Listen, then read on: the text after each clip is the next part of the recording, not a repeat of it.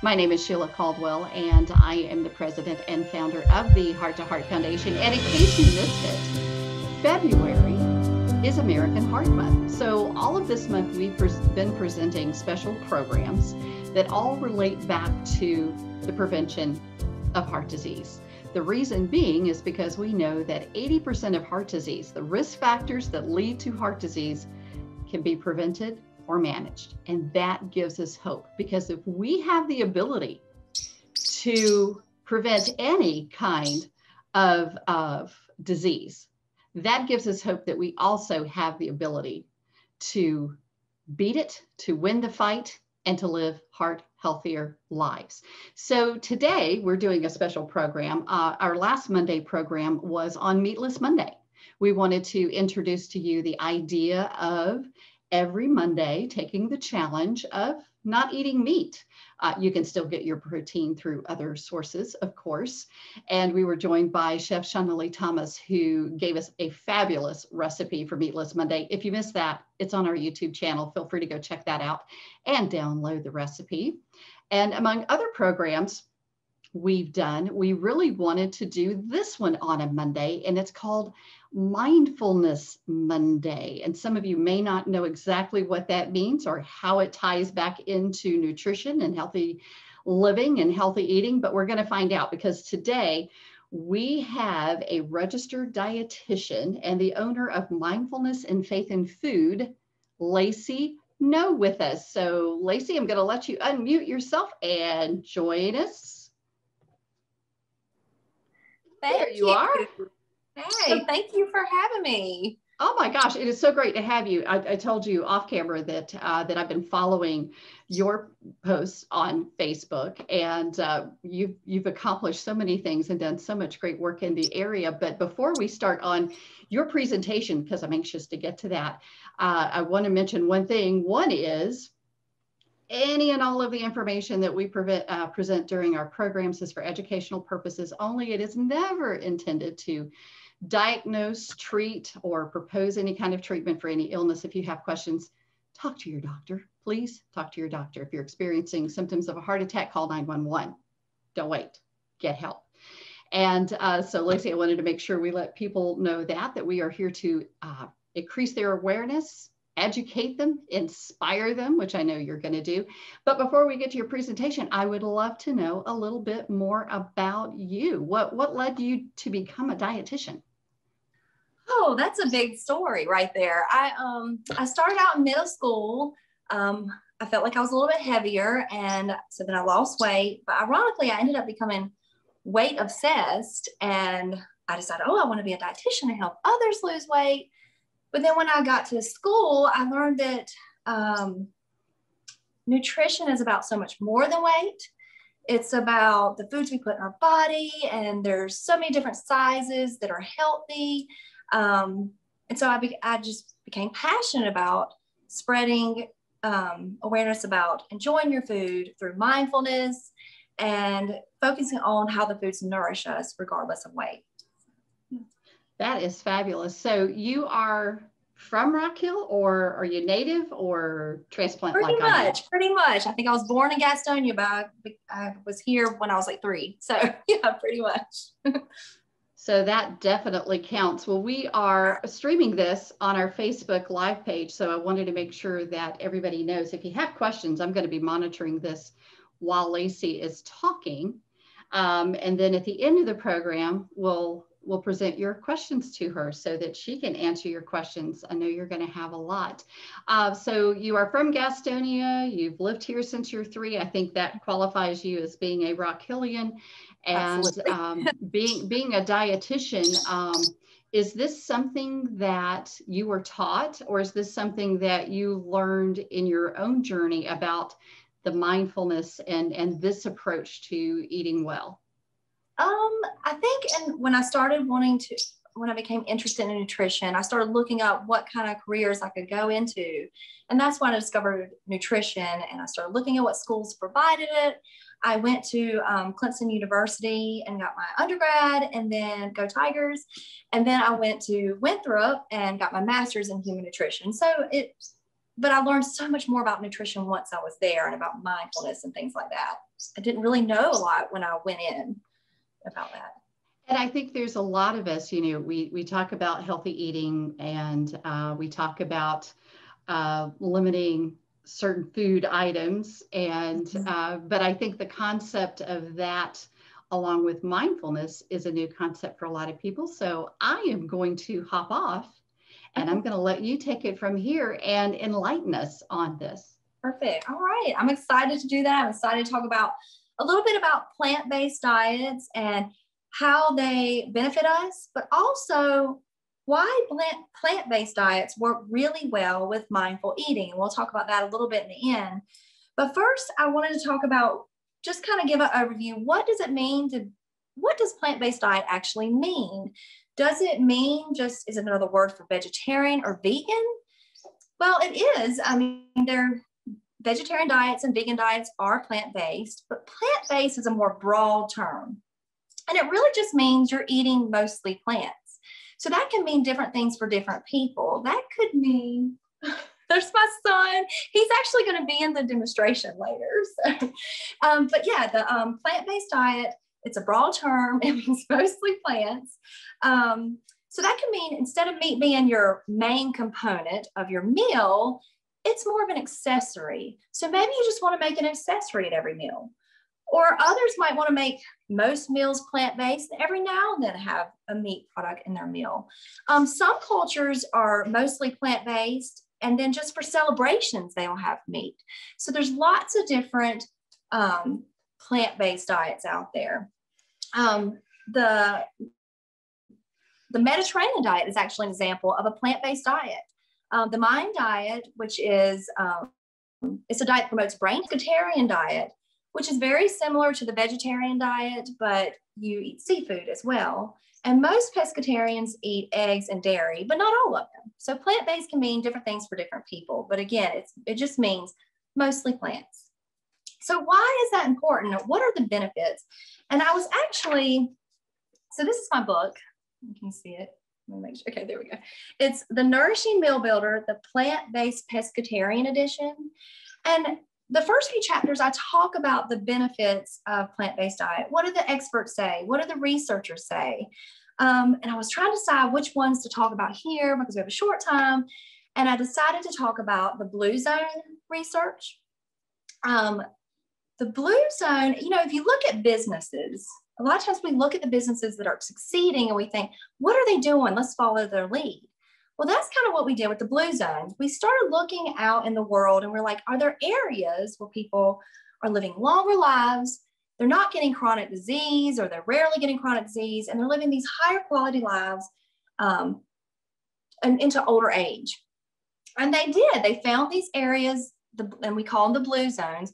And they're on different continents, different cultures, different food preferences, all over the world, these little small pockets. There's like one in California, Italy, Costa Rica, Japan, Greece. These are these little areas that are living these longer lives without disease, without much disease.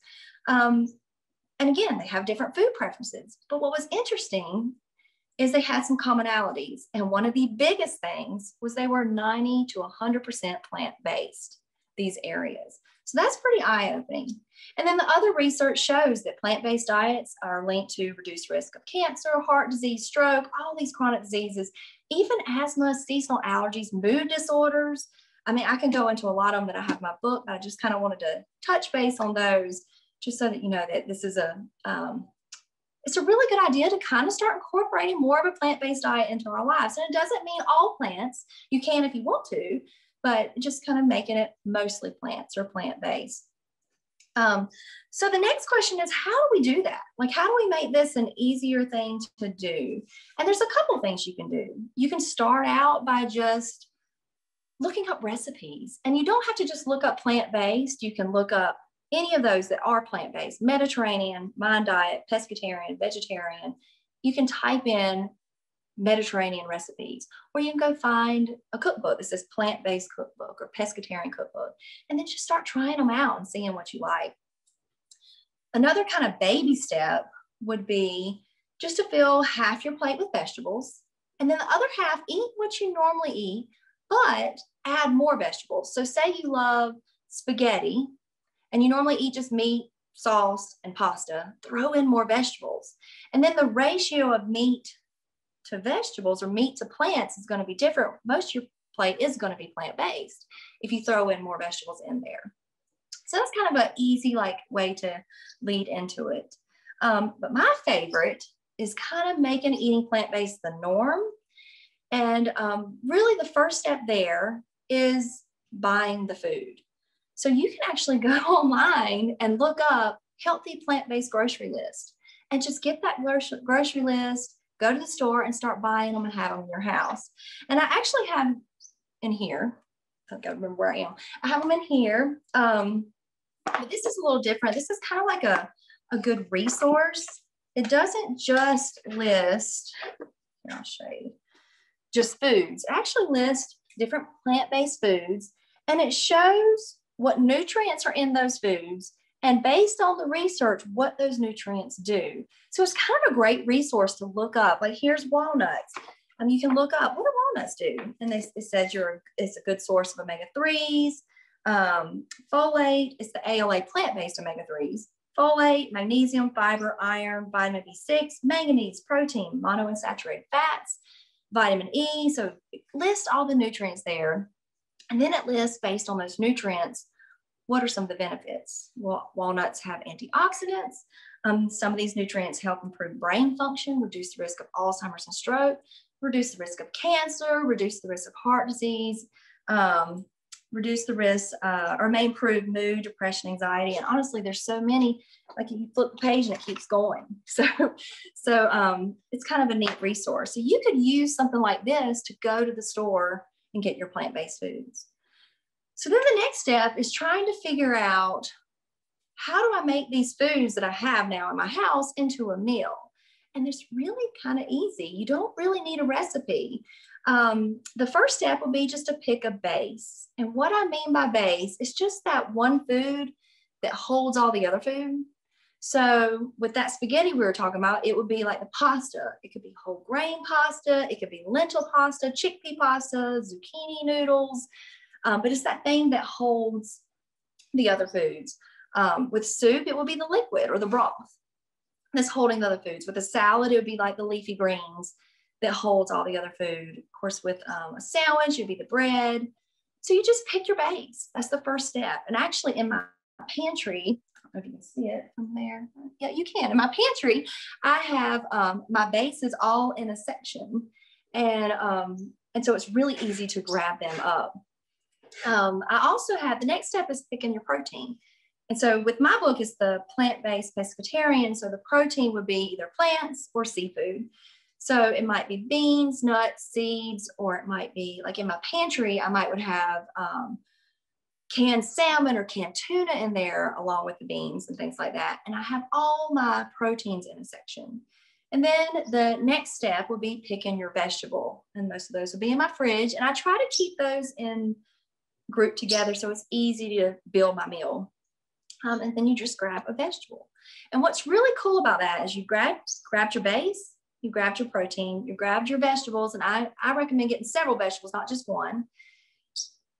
Almost any combination of base, protein, vegetable are going to taste great together. The key is how you season them and the sauces. And of course, in my book, I kind of actually show, but a lot of us already know some of these things. I'll give you an example. I'll say, like, say you want like something that has Italian flavors. You could pick any combination of these ingredients in this box, and they'll taste great together and to season it. So now that base, that protein, and that vegetable are going to taste great together and going to have an Italian flavor. So that's kind of an easy way to go about it. And then the final step is, how are you going to prepare it? And again, I have a list. And so all you have to do is kind of look and say, okay, am I going to make a casserole out of it? Am I going to throw it on the stove and saute it all together? Am I going to make it into a wrap or a salad? Am I going to make it into a soup or use a slow cooker? So it's pretty exciting because you can actually make meals without really even planning. I've made meals where at the very beginning, I don't even know what I'm making. I'm just pulling the base, I'm pulling the protein, I'm pulling the vegetable, and we'll just see what happens. And your kids can actually get involved. You can actually, you can really almost do this I don't recommend doing it blindfolded because you need to see to cook, but you can pick your things blindfolded. And even with my kids, I have 2 kids. I have a daughter, she's 7, and my son's 11. And I can say, oh, go grab a base, Hilt, and then Nishi, go grab some vegetables, and then we'll just see what happens. And so I was actually going to demo real quick. I was going to have my son, can you come away? He's 11. I was going to let him show how easy it is. You go pick a base out of the pantry. Grab a base. Just grab a base. See what. And he knows what section it is they're in. Let's see what he picked. All right, so he picked chickpea pasta. So that's going to be our base for whatever we make. All right, and then you can pick your protein. And so the protein's in a section. And we also have them in the fridge too, so you can go both places. All right, so he's going to pick red beans. This is like Walmart brand, so it doesn't have to be expensive. And then can you pick, and I normally would pick a lot of vegetables. Just want to grab one vegetable, just as an example, what vegetable we're going to have in our food.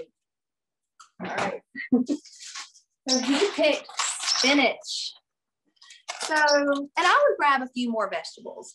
So really with this, now you just have to figure out how you're going to season it and how you're going to prepare it. And so I would look at my seasonings and I would think, I think chili would taste really great. So I would just grab some of these sauces and seasonings that I have in my house. And usually when you have a lot of pastas or rice, go ahead and make them separate. And then you can just throw it in, saute it all together with your seasoning sauces, and you've got a meal. And it's so easy and so fun. And it's kind of exciting because you don't know what you're going to make. So that's how you make a meal. The next step is eating a meal. And that's where the mindful eating comes in, which I'm so passionate about. And I want to talk about why mindful eating, just kind of moving stuff out of the way, why mindful eating and plant-based diets go really well together. And it starts with that first step of mindful eating, which is the pause. Now, during the pause, what you do is you look at your food and you just think about how thankful you are for your food. You think about where that food came from and how it's going to benefit your body. You look at it and see how pretty it is before you eat it. Mindfulness is about all 5 senses. And the first sense you really use when you're eating mindfully is looking at it, seeing it. So one great thing about plants is they're very colorful. So they work really well with seeing the food and seeing all the colors as you pause and you're thankful. And the other thing is thinking about where it came from. Well, plants come from our earth. They come from the vines and the trees and the ground. And it's really kind of miraculous. There's these things, these substances that are in our earth that actually help with our mood. They help our body function. They help our immune system, help us think clearly. Now, I don't know if my kids think I'm silly or roll their eyes at me, but I always tell them that I'm a big Disney fan. Actually, I'm drinking from my little Disney cup right now, but I'm a big Disney fan. So I always tell them, imagine if you were watching a Disney movie and there was a fairy and she took you to a fairyland and she was like, look, we have this. If you eat it, it helps you feel better and it helps you be in a good mood, or this helps you think clearly. This is our real world though. It's not fairyland. These plants actually help us. And it's a neat thing to think about. So when you're pausing, that's why plants are so amazing. When you're pausing and you're looking at that food and you think, wow, this stuff comes from the earth and it's going to help my body. So that's the first step of mindful eating. And then this next step is eating it, right? So that's where the other senses come in. You take a bite, and that's where you start noticing the aromas and the textures and the flavors. Now, I don't know if a lot of you do this, but I think a lot of people, as they have that one bite in their mouth, they're actually preparing the next bite. You're picking up the next bite. Well, if you're picking up the next bite, are you really enjoying the one in your mouth? You're focused on the one you're about to eat next. So really, I would encourage to put the fork down and just really notice what you're tasting in your mouth. And then once you have swallowed, take a sip of drink, because that almost makes you pause. And then you start preparing your next bite. And I would say that's like there's a lot to mindful eating. I have like several chapters in my books, but that is a quick little thing you can start right away, is just putting that fork down and really notice that food. And of course, that pause before and really thinking about where these plants are coming from and how they're benefiting us. And, as far as mindful eating and benefits, mindful eating helps with portion awareness. It helps us notice when we feel content, when we feel satisfied with our food. It helps with stress because it's a time to stop, relax, decompress, and just relax and focus on your food. So it's a stress reliever. And it actually helps with gut health as well, because you're slowing down enough where your gut can actually digest and absorb. All three of those are linked to reducing the risk of chronic disease. So the portion awareness, the stress relief, and the gut health. So that's just another way. Those are several ways that mindful eating are so beneficial to us. So that's really, that was kind of like the overview of mindful eating and plant-based and how you can incorporate it into your life. Do you have any questions for me? Let's talk about portion control. Because I think that's something that, when you go to other countries, or sometimes when you go to maybe an ethnic restaurant, mm-hmm. and they bring out your plate. And in America, a lot of our perception of food is created on Madison Avenue. It's the supersize me. It's the, we got to go big or go home. It's the grand because I've got to get more for my money. And that's really manipulation through advertising about how we eat in this country. But sometimes if you go to one of those nicer, restaurants, maybe it's French or, another culture, you might get your plate and go, where's the rest of my food? Right. So talk about portion size, because that's a really big issue in this country. Well, I think we've gone away from making eating a real experience where you just slow down and enjoy what's in front of you. And when you do that, you are full on more of an appropriate portion. Your body has time to realize, oh, this is plenty. I am completely satisfied. And then also, as far as the plant-based goes, a lot of these plants have so much fiber that are going to help you feel full. You're not going to be able to eat a huge amount of food, when you eat these plant-based, especially the vegetables and things like that. So as far as portion size, one of the things that I always like to do, if you're out eating or even mm-hmm. if you're at home, is, you can use your hand to get a sense of how much you should be eating. And I love what you said about the making the meat, if people eat meat, as a side dish, right? Not as the main event.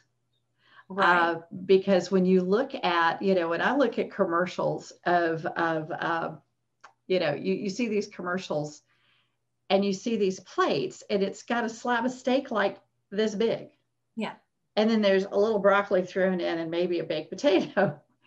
And to really eat healthier, you got to flip that around. It's just the opposite of what we should be doing for our bodies. And so just using, the palm of your hand, your fist, very simple things. And these are things you can teach your kids so that they understand from their, little hands what their portion sizes actually should be. And you can use things in your house, like a deck of cards would be the size of a meat.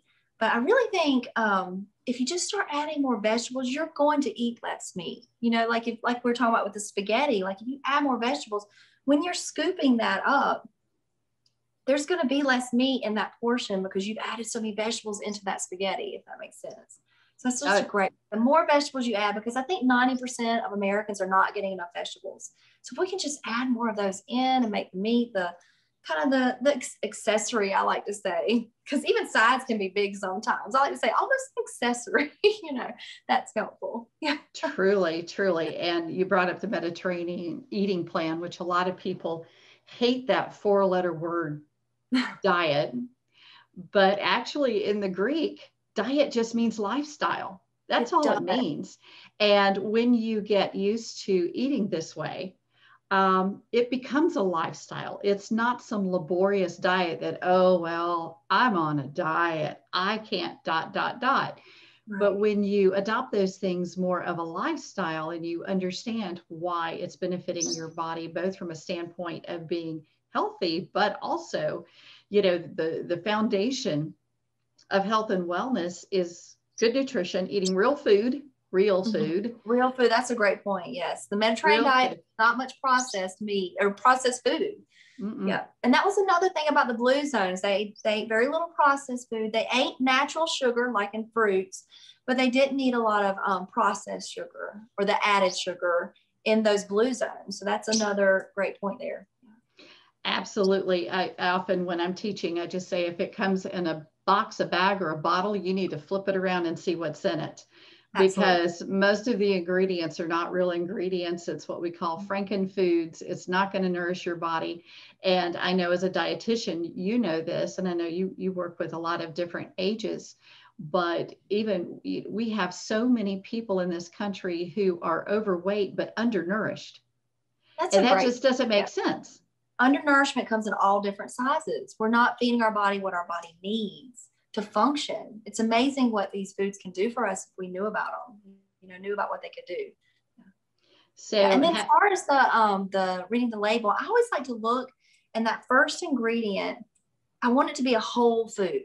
That's like a big key right there. As I look, even more than calories, really, I want to see that food's going to do something for me. So if that first ingredient is like nuts or whole grains or I don't know if there's something that has a vegetable in it or things like that. That's a good, a good sign that that's a better packaged food, I guess I should say. Yeah. And you and I know this from experience, but if you turn it over, because most of us, I think we went through so many years where it was got to watch your fats. And then it's, you got to watch your carbs and you got to watch your sodium and you got to watch your sugar. And yes, to all of the above, you need to know what those are. But when you scroll down, like you said, to that ingredients list, if it's got more than 10 ingredients and you can't pronounce them, put it back on the shelf. Just leave it. That's a good point. Yes, it's great to see like some foods, and they're doing better nowadays of having packaged things or having better options.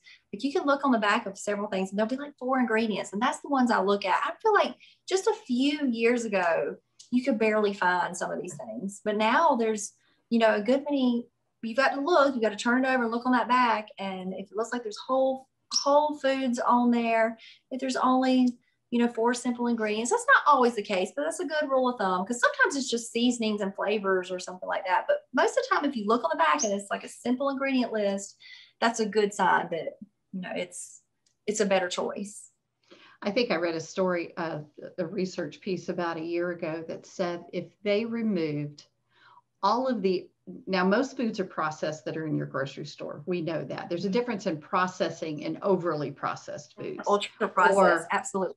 Ultra processed, made in a lab where the colors, the smells, the taste are not real. They are enhanced. But they said that if they removed all of the foods in the grocery store that were not real food, that there would only be about 20% of the items left on the shelves. I can imagine. That seems, that's not surprising, really. Yeah, that's amazing. So talk to us about, because you are a mom, and I know that when I go out and do presentations or do, teaching on healthy eating, there will always be that one woman in the back who raises her hand and said, okay, help me, because my husband and my kids are not going to try this. So what does she do? Sometimes they don't. And I just, and I can see, because I've got one child that's 11 and one that's 7, and my 7-year-olds are very picky eater, but my 11-year-old now eats salmon. I mean, he wants to eat healthy. So I feel like if you just keep kind of telling them about the food and keep offering the food and not forcing it, eventually they'll take it in. So that's what I keep telling myself with my 7-year-old. Now, because I'm like, well, my 11-year-old, he's eating salmon. So one day my 7-year-old will. But at the same time, like when she loves cheese crackers, I try to find whole grain crackers for her cheese crackers. I try to do things like that. When she likes macaroni and cheese is one of her favorites, at least I use.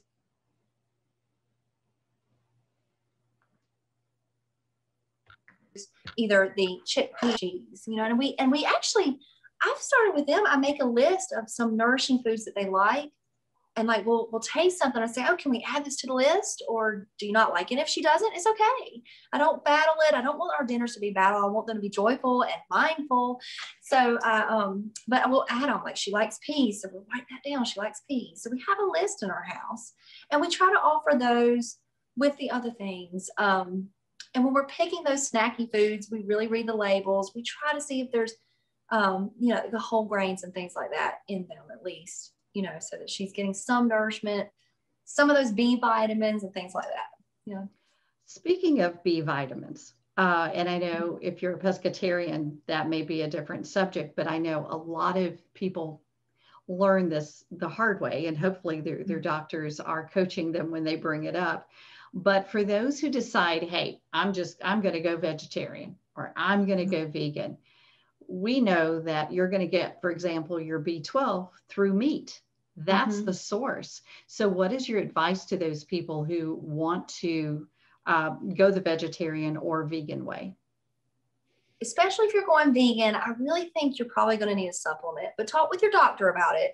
But you can be very healthy on a vegan diet.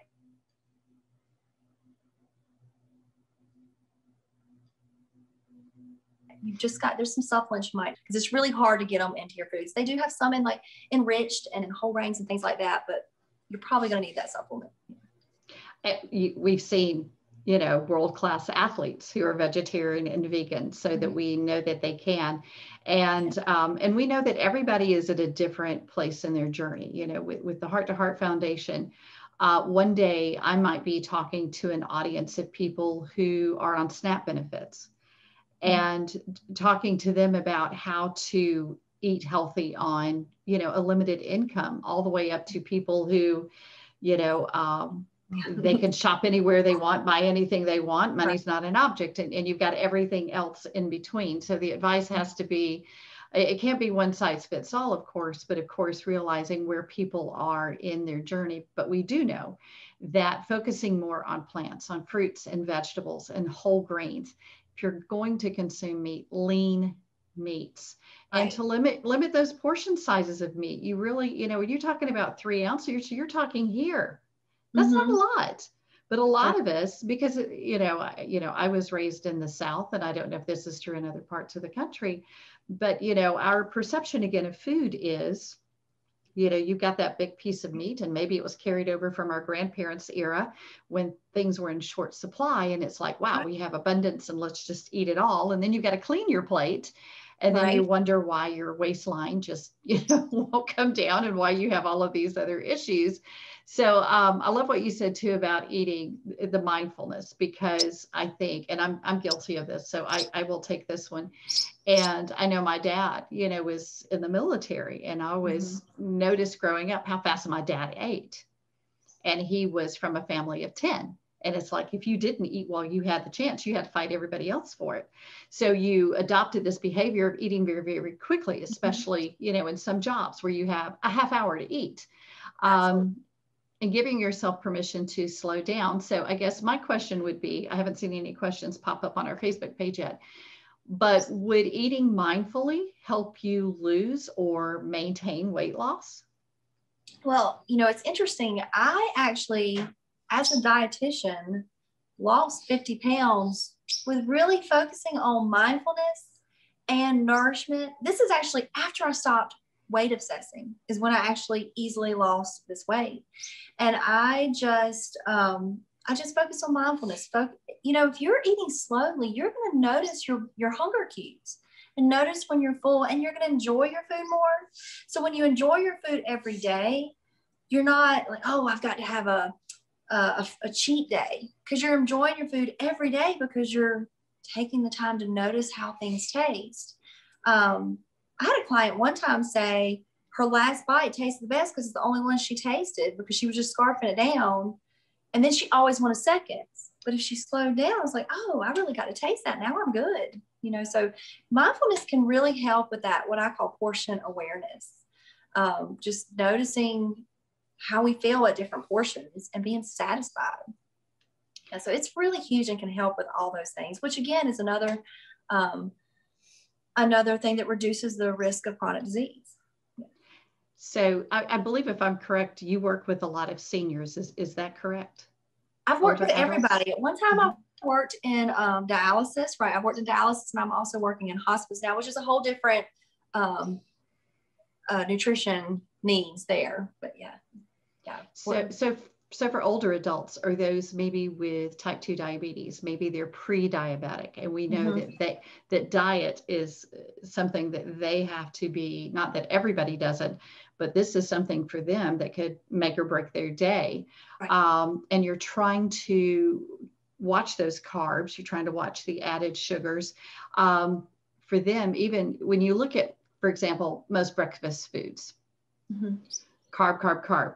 If you go out to eat, there are times, I know we've been out to eat, and I look at the menu and I'm going, oh boy, salad again, because there's really, with high carbs and, with the typical, menus, it's, what they have available. What kind of advice do you give your clients when they eat out, or maybe, they're in situations where they don't have control over what they're eating every day? Are you there? You're freezing up on me. Okay. Yeah, yours is freezing up too, and I'm not sure why. It just kind of happens time and time again. Oh well. I have the highest internet they offer, but my question was for people like those that have special needs. They have type 2 diabetes. Maybe they're pre-diabetic, and they have to carefully choose what they're eating. And like when you go out, you look at breakfast foods, or you're eating out and you look at a menu, and about the only real option for you to eat healthy is, again, a salad, and they're trying to count those carbs. They're trying to consider the added sugar and the added sodium and the healthy fats. What advice do you give your clients about eating out? It's different. Like you were talking about earlier, it's different from everybody where we are in our journey.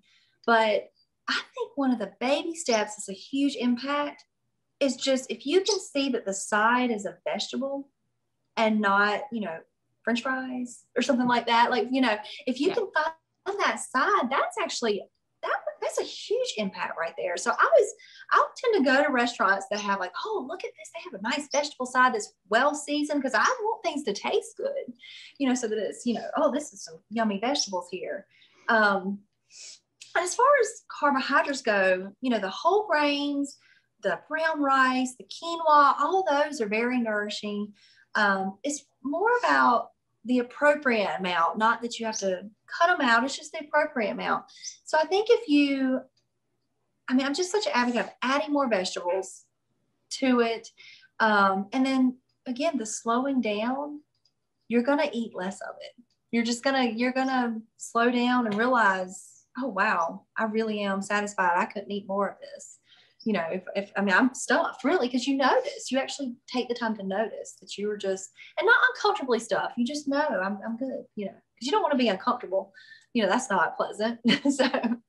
So are there some vegetables that are healthier than others, or some fruits that are healthier than others? I would say eat a variety of all of them, but I do say the leafy greens are the powerhouses. And then as far as fruit goes, I would say the berries. Like when you go to the grocery store, go pick all kinds of fruits and vegetables, but make sure that some of those are leafy greens and some of those are berries. We have blueberries in our house. So, yeah. But I just try to make sure my kids, like in the morning when they're eating their breakfast, I throw a few blueberries if they like them. And they just know that's kind of something they eat in the morning for breakfast, So yeah, the leafy greens and the berries. One of the tips that I had heard many, many years ago I have found to be helpful is the size of your plate can psychologically make you eat less. That's absolutely. When we got married, I got these beautiful pottery plates. They look like serving dishes, and we never use them. I actually use them as serving dishes. And I went to the salad plate because it's like, we don't need all this. And then, part of mindful eating is making your plate look pretty. And I feel like if you just pile a bunch of stuff on there, it doesn't look as pretty. So have some, what I call white space, like make it look, have some white space when you're putting your plate together and it looks pretty, and take the time to look at it and notice that it looks pretty instead of just piling it all on there, where you can't even see where one thing ends and one thing begins, So that helps a lot as well. What are some of your favorite dishes? Oh my goodness, I love food. I definitely think salmon. I love salmon. That would be with the pescatarian type diet where you're adding the seafood. Seafood, it's recommended about 2 times a week. What else do I love? I love like a bowl that has like quinoa, and then you just throw lots of vegetables on there, some Brussels sprouts. You can throw edamame on there. What else do I love on there? Mushrooms. Mushrooms give like a meaty flavor, I feel like. So if you throw those mushrooms in when you're not eating meat, it has a hearty flavor to it. And then just season it. I love just a little olive oil, some fresh garlic, and a lot of herbs and spices are antioxidants. So throw in fresh herbs and spices like garlic. If you want to make like a curry dish with some turmeric. But turmeric, I'll just say that it works better when you have black pepper with it. It benefits better if you add black pepper. But just season just a bunch of vegetables, some quinoa, and saute it with some olive oil and some garlic in a pan. And it's delicious. You mentioned a lot of really healthy and tasty protein. I don't want to use the word substitutes. How about options? Rather than killing that whole mindset of substituting. Now, you mentioned seafood only a couple of times a week. Some people might not know why you said that. Why would you only, because some people may take tuna to work every day, but why would you say that about seafood? Well, seafood has some mercury in it. So you don't want to, and which is fine, but you just don't want to overeat it every single day. And the small amounts is minuscule, and it's not going to be bad. In fact, you really need the omega-3s that are in that seafood, but that's why it's limited to 2 times per week. But if you eat it 3 times 1 week, it's okay, or if you eat it 1 time 1 week, that's okay too. You don't have to be rigid. It's just maybe not eat it every single meal. Yeah. And you mentioned, the salmon, and we know that there is a difference between the salmon, the Alaskan caught salmon, and the farm-raised salmon. Mm-hmm. Right. So you like to get wild caught, and then also you can look on the labels and it will say sometimes low mercury on the label. So look for that as well. That was a great point. Absolutely. So I hear that you have been on a quest of sorts, and I was intrigued by this the other day because I hope you don't mind me mentioning this, but you have been compiling, to what end, I'm not real sure yet, but you have been compiling a list of, I'm going to use air quotes, I just gotta, healthy restaurants. Right. And when I saw this on your Facebook post, immediately I had to ask the question, all right, how are you defining healthy restaurants? So how is this journey going for you, finding the healthy restaurants in the area? Well, first, I'm having fun because I get to eat, and I love to eat. Eating's wonderful. It's a great experience. But what I decided, again, I'm trying not to focus on calories and things like that, because with my mindfulness journey, I realized it's more about the nourishment. So I don't worry about what calories are in there. Like if you think about fat, like there's a lot of healthy fats out there, and we want to make sure we're including those.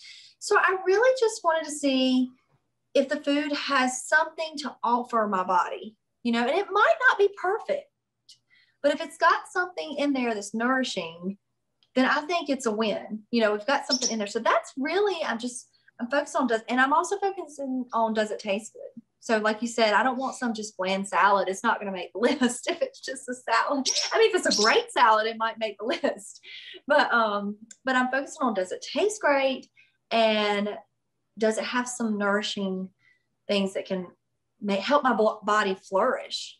And I'm also looking at those sides and see if there's some other options out there, some side options that I can have instead of chips and fries, So those are kind of my big things there, and I'm having fun. I'm almost done with it, I think, but it's hard to narrow it down, to kind of figure out who, where to go there.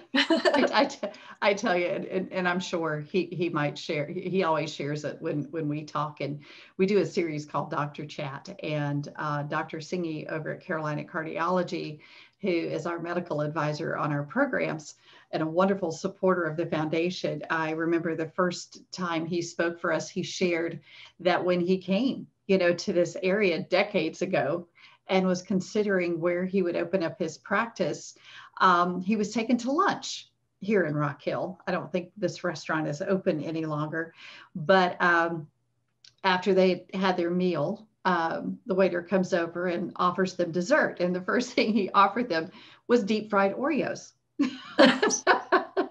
And Dr. Singh says, okay, I'm in, because obviously you people need me around here. And I agree, but this is it's food is part of your culture. I mean, when you go back and you look at anthropology, a lot of the things they want to know is, the foods that they ate, what was in the jars, what was the contents of the stomach, because it tells a lot about that culture.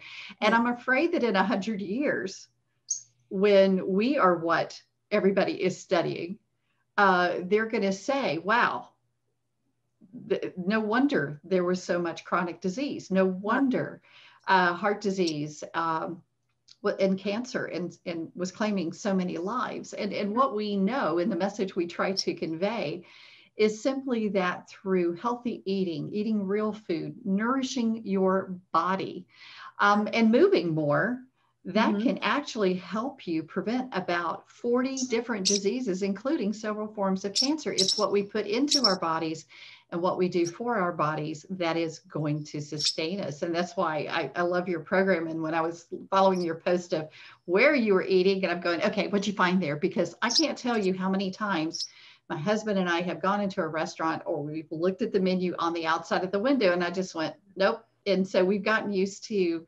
Googling those restaurants now, looking them up, looking at their menu to say, okay, we're both heart patients. We have other medical issues. We're trying to live, heart healthier. And if there's just no options for us at that restaurant, we just don't go. So after my cardiac event, there were a lot of things that I changed that I will say at the time I thought I was doing okay. But the more I learned, the more I realized, wow, no, I wasn't. And what wasn't healthy that was going into my body, and things that you had to do. And I just think there's a whole lot of people out there just like that. We are impressed by what we see on TV. It's easy. It's easier to go through a drive-through and spend $6 on a meal. Right. It's fast. The kids love it. It tastes good. Why not? It's addictive. There's enough added sugar in there to make you want to eat it every day. And we're starting to reap. We're reaping the consequences of decades of unhealthy behavior. So I applaud you for your work. So in closing, I was looking to see if we had any other questions out there, but in closing, whenever somebody comes to you like that, say you were talking to me 10 years ago, before I had my cardiac event, and I'm like, okay, what do I need to get better?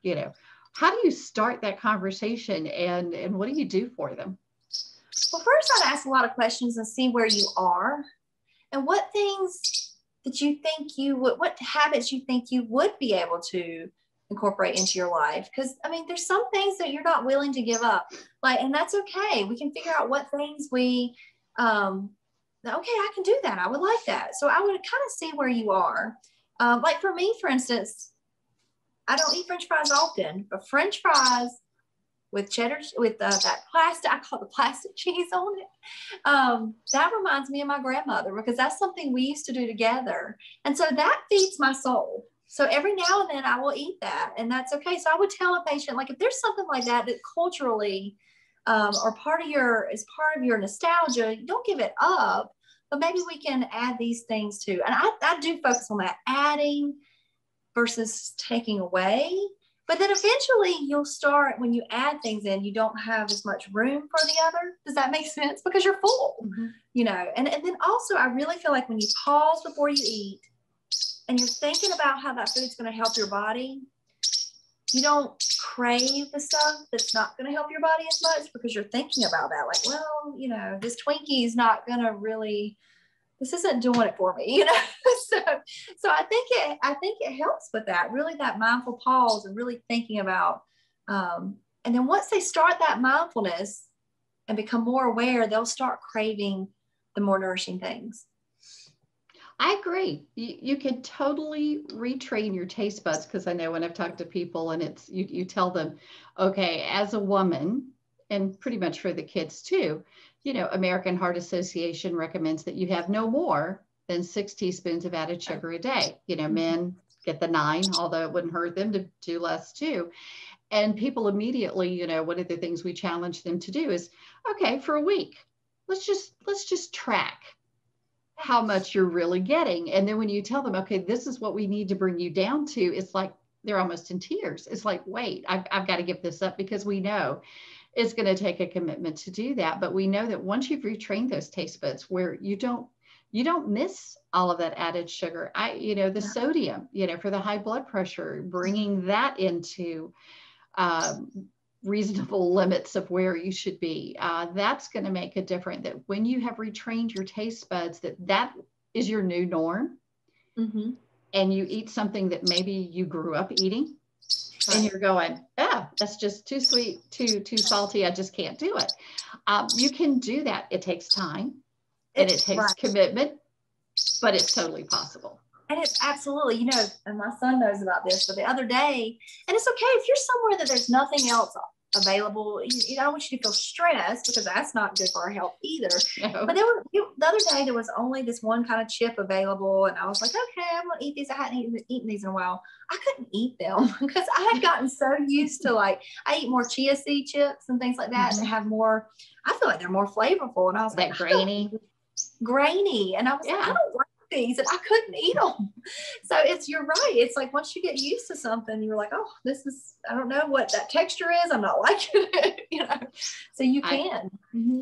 Exactly right. And I guess one of the biggest things, and I share this often whenever I'm talking about healthy eating, is that prior to my heart attack, I would say if I had a vice, I had to have a regular soda or 2 every day. I mean, that was like that was the gas in the engine that kept me going.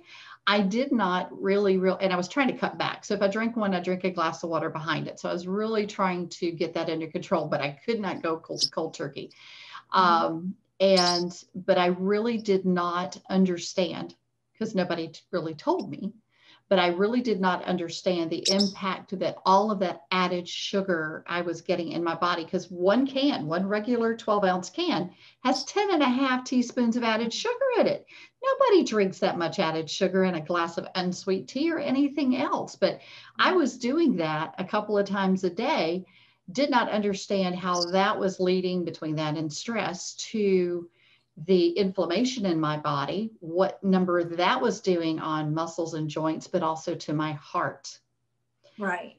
And righting that ship took a while, but after my heart attack, it was, okay, this is no longer a part of your diet. And I said, you got it. But I don't want people to have to get to that point in life where they want to make a change, So helping people understand what they're putting in their bodies. I love the fact that in your book, you're talking about some of those ingredients and some of those food items of what it does for your body. Because I'll just tell you that I think, and I've been doing this 8.5 years. And whenever we do in-person events or we're doing any kind of conversations, I'll get emails, phone calls, private messages through Facebook. A lot of us just simply do not know this information. And I don't know that our parents really knew this. And so it didn't get passed down to us unless they're in that field. And we don't pass it down to our kids. So we have all of these generations now who have lived off of frankenfoods. That's what they're used to. That's what their taste buds and their cravings want. So changing those things, I think takes, first of all, a commitment to yourself to be good to you. And I think that's where mindfulness starts, is understanding of taking care of yourself. That self-care element has to be a priority. And listening to your body there. Yeah. And it helps. Once you start listening, your body will tell you things. I think we go so long with eating the things that aren't nourishing. We don't even realize that our bodies are feeling bad. It's just like we live that way for so long. And then once you start eating these foods, you're like, whoa, I didn't know I could feel this way. You just didn't realize, so that's great. Well, and another question that I get frequently, and you probably do too, whenever we talk about these things with people, and again, for me, this has been a 10-year journey to get to where I am today. Am I perfect at it? No. Do I crave things and occasionally give in because I know if I don't just a little bit, that's what's going to be like gnawing at the back of my mind? Yes. And we do have our little special occasion splurges, but by and large, trying to be consistent. But, one of the first questions, Lacy, that I get over and over again is, why didn't my doctor tell me this? Why is my doctor not telling me this? Yeah. And I hate to tell them that with exceptions, and it is changing, but with exceptions, most physicians are not trained in nutrition or prevention. It is simply not part of their education unless they go back and seek it out. And they don't have time to sit down and talk to you about your diet, which is why you have a job and I have a job, is to tell them this and to walk them through it. And I know physicians love to find dietitians and lifestyle coaches that can spend the time to sit down with someone. So in closing, I just wanted to give you the opportunity to let people know about your company and how they can get in touch with you and how you can help them. Okay, well, I have a website called Mindfulness in Faith and Food, and I have a blog there, and it has lots of information. So you can just go there and click on something that interests you and just read and learn and have more awareness of what these foods can do for you just by looking there. I also have several of these, the Nourishing Meal Builder books. This one's the plant-based pescatarian, but there's the original one. There's also a gluten-free dairy one, and they're all on my website. So you can go there. You can also go there if you need to contact me. Just click on the contact and ask any questions there as well. And of course, follow her on Facebook. I want to see the healthy restaurant list you come out with, because I'm just going to go, hey, I'll just go by this list. I'll just, we'll go here. Well, thank you so much. You can follow Lacy Ngo on my Facebook, or you can follow Mindfulness in Faith and Food. And then I'm also on Instagram, and I'm Mindfulness in Faith and Food on Instagram as well. That is wonderful. Well, best wishes on your continued success. And thank you for what you do to try to keep, help and keep our community healthier. That's always, I know, a labor of love. But thank you so much for joining us today. Thank you. Thank you for having me.